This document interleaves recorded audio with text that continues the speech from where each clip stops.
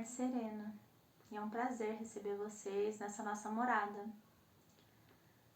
Oi, Caetano. Oi, minha maravilha. Como você está se sentindo? Um espírito de vingança hoje. Uau! Deu até um frio na barriga agora. Então, nós estamos falando sobre coisas que são muito profundas e fazer essa união vai demorar um pouco de tempo. Mas nós temos todo o tempo do mundo, esse é o nosso lugar. Não precisamos seguir nenhuma pressão de nenhum lugar. A gente pode se adaptar ao que for necessário, ao que fizer sentido para quem estiver trocando com a gente. Mas vamos vendo onde esses próximos passos vão levando. Do nosso acordo, do nosso pacto, do nosso projeto, tem um monte de coisa que vai demorar um pouco de tempo para a gente lidar. Mas duas eu queria trazer hoje.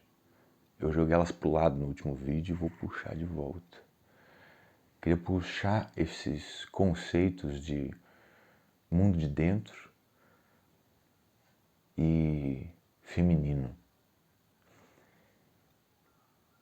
Esses dois conceitos são muito importantes para a gente entender qual é a história vencedora do mundo exterior. A história que o mundo exterior pressiona todo mundo a ser. Essa história, entre outras coisas, persegue o mundo de dentro e o feminino. Então, para encontrar esse lugar, a gente tem que encontrar um lugar que foi perseguido. Nós estamos acostumados a entender que a história que a gente vence dessas pessoas que são muitas vezes poderosas, que são de famílias que se perpetuam no poder, que têm muitos impactos no mundo exterior de várias formas, ou porque tem dinheiro, ou porque tem prestígio, ou porque tem um poder através de força. Essas grandes pessoas que dizem que estão guiando o mundo, elas e os que giram em torno delas, elas têm uma história que persegue povos, cores, gêneros, persegue lugares da nossa alma, mas não só de fora, de dentro, persegue histórias, mitologias, mas é mais do que isso. Ela persegue tipos psicológicos. Os seres humanos eles têm algumas tendências, alguns temperos, e alguns tipos de temperos nascem com a gente. E essas histórias perseguem essas possibilidades humanas. Entre elas, o mundo de dentro e o feminino. Então, se isso fizer sentido, a gente tem uma previsão aqui. Nós temos certeza que há uma perseguição de algumas coisas e entre elas esse tal do feminino e esse mundo de dentro, que a gente vai explicar um pouco. Mas se a gente tem certeza, então a gente pode entender que tem algum lugar em nós que responderia positivamente a uma agressão, a alguma perseguição. É isso que a gente quer encontrar com a pergunta que foi lançada no nosso último vídeo. A gente vai chegar lá. Mas então antes, eu vou dizer como posso dizer? Eu vou dizer um pouco de mim, com a ajuda de Vivi, como essa pergunta de que lugar em mim foi perseguido pode nos levar a explicar esses conceitos. Então, vamos ver. Caetano, Kai,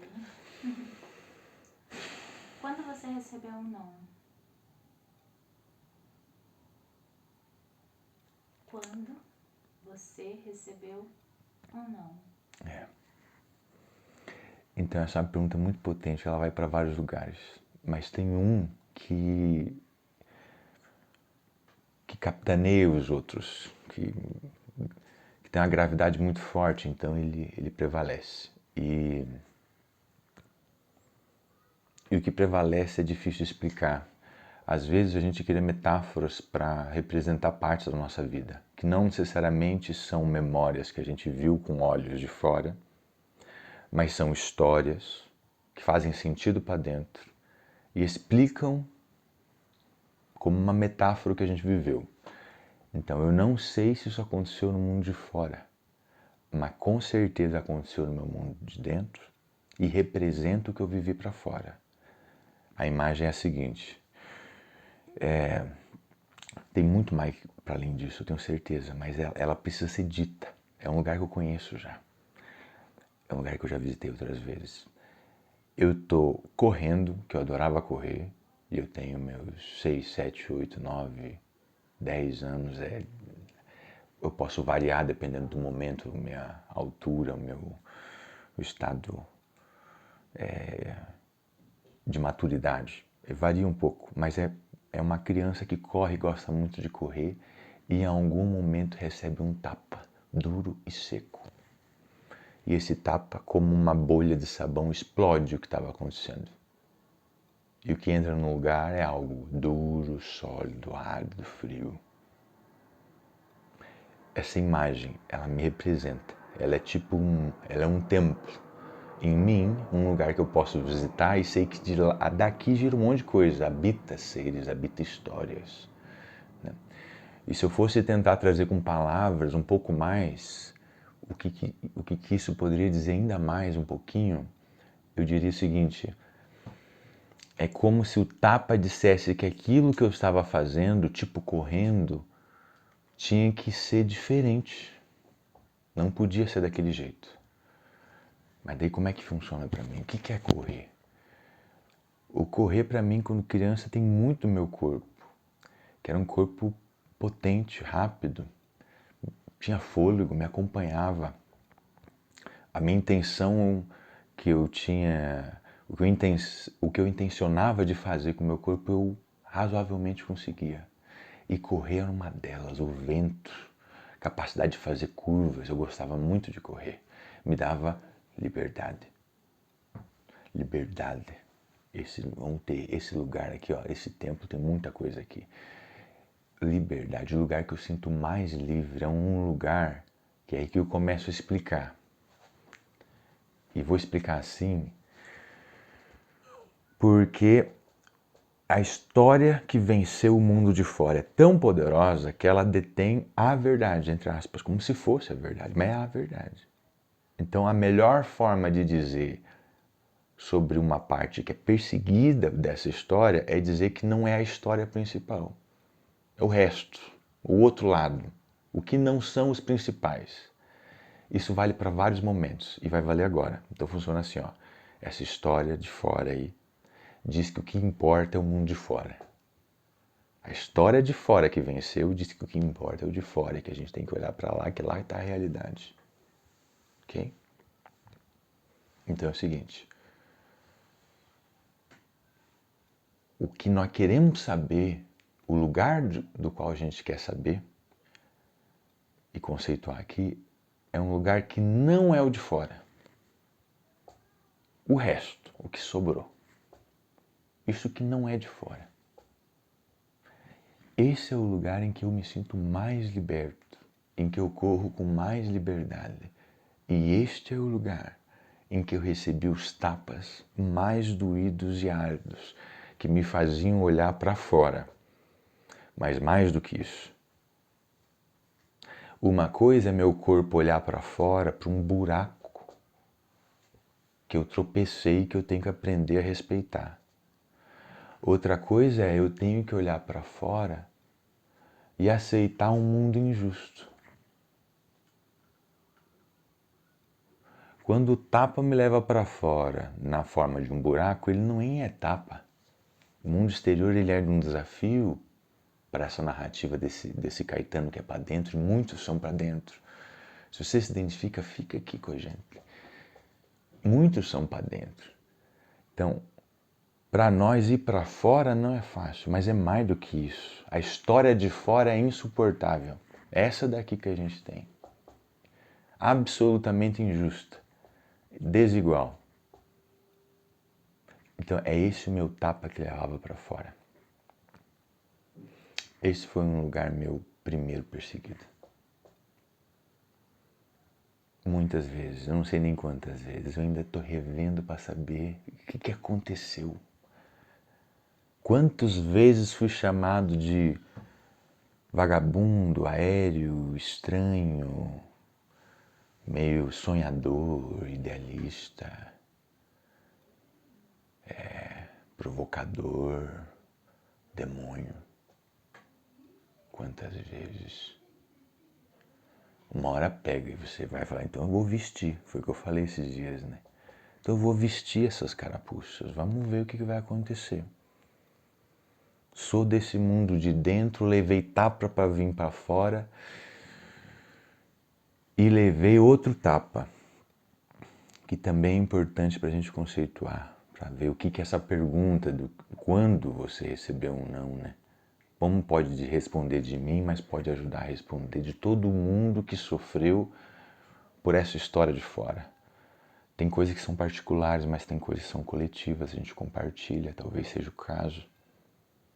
Quem é para dentro provavelmente recebeu agressões para ir para fora, mas é mais do que isso, tem aquela tal faceta feminina que a gente estava falando. Para a psicologia analítica, o feminino e o masculino não correspondem ao corpo.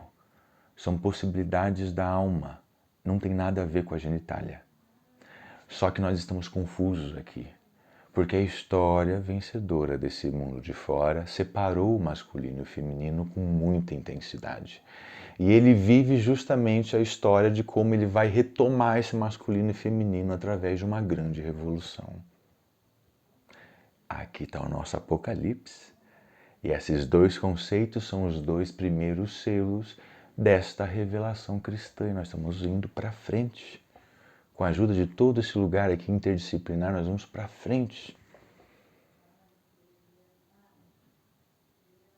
Para ir para frente, a gente precisa redescobrir o mundo interno e autorizar ele a ocupar na sua versão mais feminina.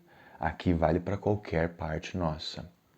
O feminino e o masculino, eles são um esforço do Ocidente de representar dois tipos de consciência, uma mais focada e uma mais desfocada.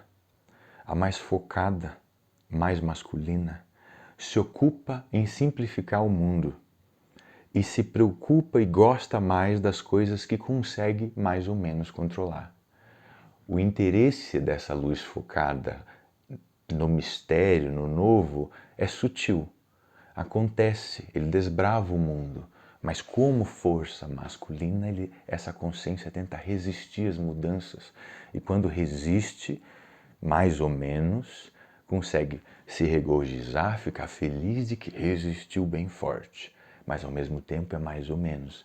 Sempre há uma certa transformação dessa força masculina pelos mistérios que ele não quer tanto saber, mas que de volta e meia encontra e tem que lidar. Essa é uma consciência mais solar. Existe, no entanto, uma outra consciência, mais lunar, mais feminina, interessada nas transformações, nas vicissitudes, nas coisas que podem ser tão complexas que é difícil de explicar, talvez seja impossível de explicar. Interessada em experiências que transformam. Existem terrenos no mundo de fora e no mundo de dentro que são tão complexos que nós não conseguimos explicar. Expliquemos esse universo de fora, sua origem, se há algum sentido. Difícil. Mas explica o de dentro. Explica alguma coisa que vale para dentro, como, por exemplo, amor. O que é amor? Explica. Difícil explicar, impossível explicar. É arrogância tentar explicar. Você vai pagar um preço enorme se você quiser simplificar algo que não tem simplificação, como o amor. Você pode simplificar coisas que talvez sejam menos rebeldes, como coisas de um dia a dia, um mundo medíocre. O mundo de fora, na sua versão mais ou menos, também funciona. Coisas ligam, coisas pegam fogo. Mas o mundo de fora, quando fica pequeno, quando fica grande, quando fica muito rápido, quando entra humanos, cultura, pessoas, clima, meio ambiente, valores, ética, remédios devem ser dados a quem precisa ou não? Aí começou a ficar muito complexo. E tem coisas que são assim muito complexas. Essas coisas são mais femininas. E quem se interessa e cultiva essas revoluções tem uma consciência mais feminina. Então vamos lá. Existem pessoas que são mais filhos do sol, da luz mais solar, apesar de oscilar. durante o dia e às vezes está dormindo e às vezes está menos, com uma consciência menos focada, é um ser mais focado. E tem gente que é menos focada. Apesar de ter momentos mais focados ou não, em geral é mais desfocada. Essa pessoa é mais lua. Então vamos deixar todo esse conceito de lado e vou ficar com aquilo que me dá mais tesão. Tem gente que é sol, gente que é lua. Esse mundo conta a história do sol mais brilhante de todos. Existem 1000 luzes solares, 1000 tipos de luzes crepusculares, do sol que se põe, do sol que nasce, do sol que está nublado, do sol que encontra a lua no eclipse. Tem vários tipos de sol. Essa aqui é o sol do meio-dia, é o sol mais iluminado, é o sol mais arrogante, que é a história desses seres que vieram aqui guiar o planeta, a Terra, que já foram faraós, que já foram reis, que já foram inteligentes, ricos, eles têm vários nomes. Acontece que por algum motivo tem gente que é, entre aspas, especial e tem os diferentes. Esse sol mais brilhante persegue tudo que é feminino. Não importa se você é homem, se é mulher. Esses são papéis estranhos. A gente vai voltar a falar sobre isso muitas vezes. A lua é perseguida por esse mundo de fora. Então vamos lá.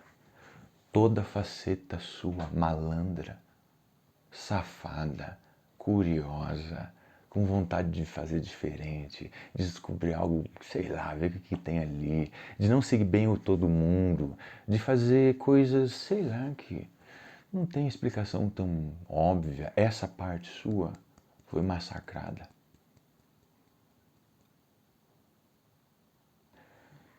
Eu vou entrar aqui de novo e vou dar como é que foi comigo. Melinda, você volta a pergunta, por favor? Caetano, quando você recebeu um não?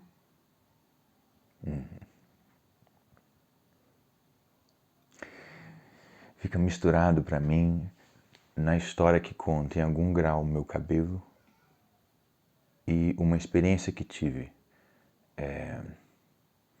no final de um ensino médio que foi muito rigoroso com vestimentas, com catracas, com um controle de movimentações e de como a pessoa deveria se vestir. Então a história fica assim. Meu cabelo comprido vem... Isso é um fio. Meu cabelo comprido vem como uma marca de eu tentar admitir para mim mesmo e para o mundo que sou diferente. Inspirado por pessoas à minha volta, muito queridas, eu, com os 16, 17 anos, começo a usar o cabelo comprido e o uso, desde então, como se fosse uma comunicação da minha diferença.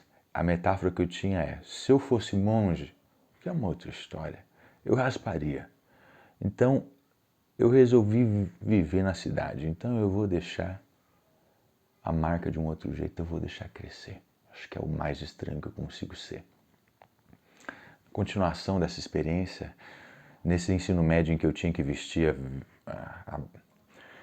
as roupas que expressavam as propagandas da escola, e eu não queria fazer isso, eu vestia as mesmas cores, com o mesmo tom, mas sem o símbolo da escola. E a escola ficava chateada, eu era um veterano, estava para sair, mais ou menos conhecido e tolerado, e eu brincava muito com essa minha resistência de usar aquele uniforme que expressava os símbolos da escola que eu não teria a menor vontade de espalhar para o resto da cidade que eu estudava lá, ou que eu fazia propaganda para lá. E eu não queria ter controle dessas roupas. Então o que aconteceu foi que, quando teve a formatura, e quem fez a festa foram os alunos, eu me propus a fazer um ato de protesto. Eu sempre gostei de saia. É outras histórias, mas sempre gostei. Aqui eu cheguei e vou usar uma saia, foi difícil. O impacto foi enorme. familiares falando, alguns ajudando, outros contra. Eu sentia que era uma coisa estranha demais que eu estava fazendo. Para mim era lógico, tranquilo, tanto faz. Eu adoro saia, eu usaria muita saia. Mas o mundo de fora se espanta com saia. Ela é ainda mais liberdade para mim. Mas para o mundo de fora é um problema de algum jeito estranho. Mas eu vou provocar. E usei.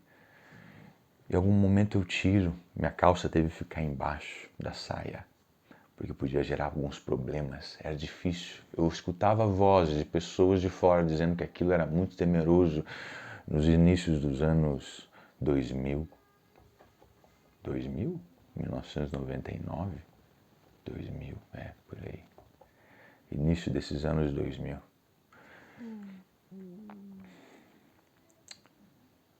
A minha vontade de ir para o mundo exterior, provocar ele com uma estética diferente, seja cabelo ou saia, sempre me foi extremamente impactante. De um jeito que eu ainda não sei narrar. Mas nunca passei ileso em nenhum lugar, por conta do cabelo ou por qualquer provocação de vestimenta que eu tenha feito. Esse é um lado meu feminino e provocador absolutamente perseguido.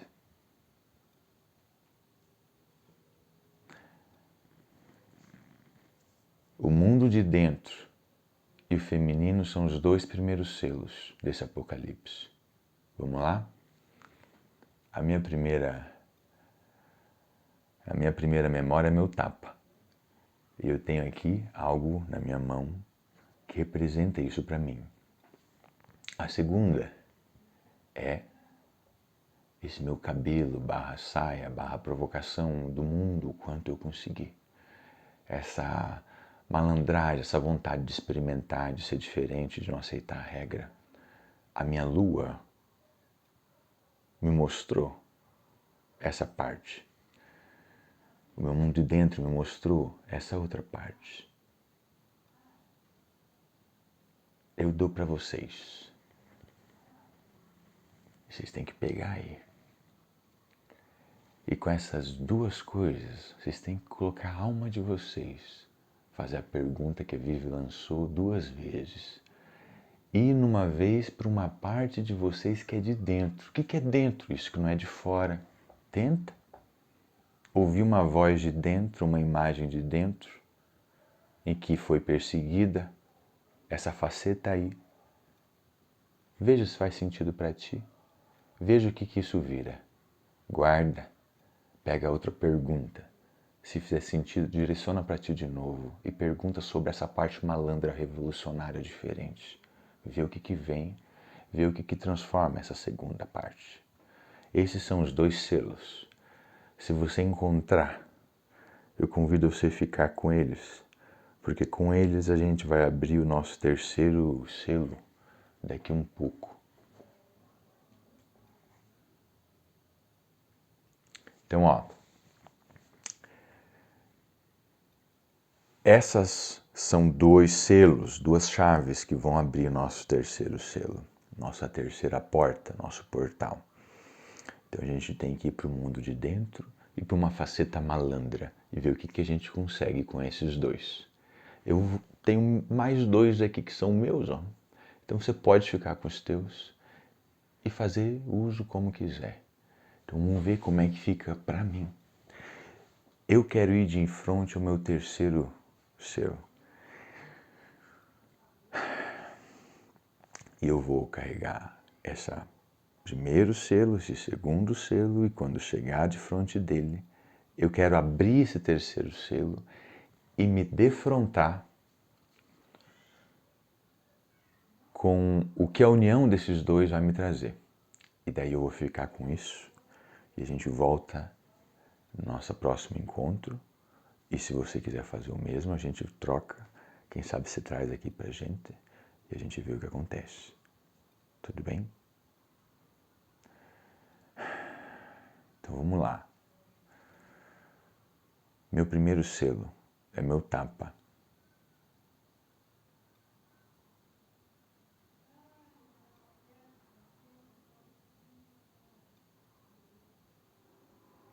Ele é uma chave antiga, de ferro, toda cheia de adornos. Parece uma vieira com um metal que se entrelaça em vários aspectos, mais detalhe do que precisa. Ela tem um pó, como se o ferro já tivesse saindo um pouco. A minha segunda tem a ver com o meu cabelo, com a estética, a provocação feminina, a malandro.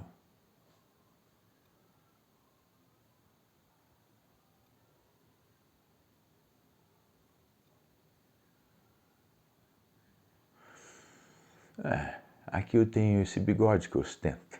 Outras histórias tão difíceis, tão cheias de detalhe, fica para depois. Com essa chave, com esse bigode, eu vou em direção a esse terceiro selo.